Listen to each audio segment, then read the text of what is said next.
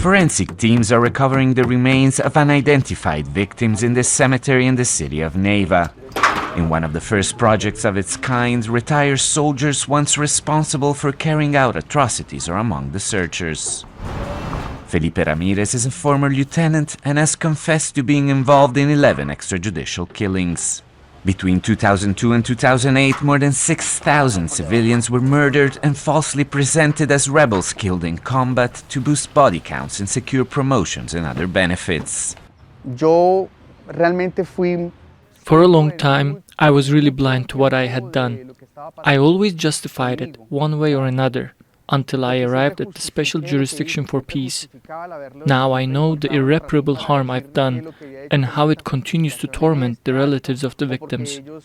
Felipe's work is part of a 2016 peace deal which demobilized FARC rebels and created a special court to try both guerrillas and soldiers for war crimes. But unlike traditional justice, they can avoid prison in exchange for disclosing the truth and making reparations that begin before they're sentenced. The Peace Court is trying to forge new paths for restoration.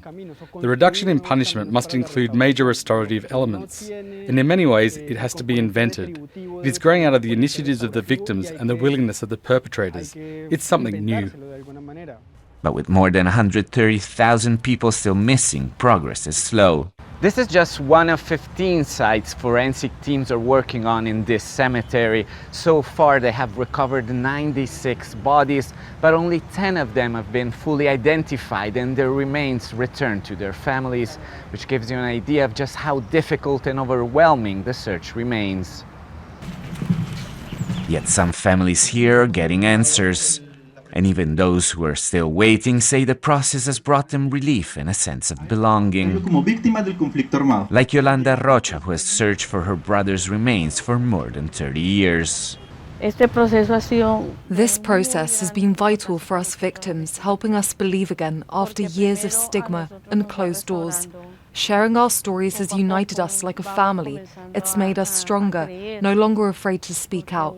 Prison alone gives us nothing, but perpetrators telling us what happened and pointing to where victims may be brings us truth.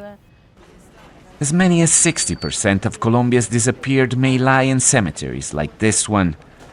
Now, with perpetrators helping the search, both culprits and victims believe Colombia is learning that reconciliation is possible. One, however small, step at a time. Alessandro Rampietti, Al Jazeera, Neiva. Don't miss out, get the full picture. Subscribe to Al Jazeera for reliable news and expert insights. Like, share, stay ahead.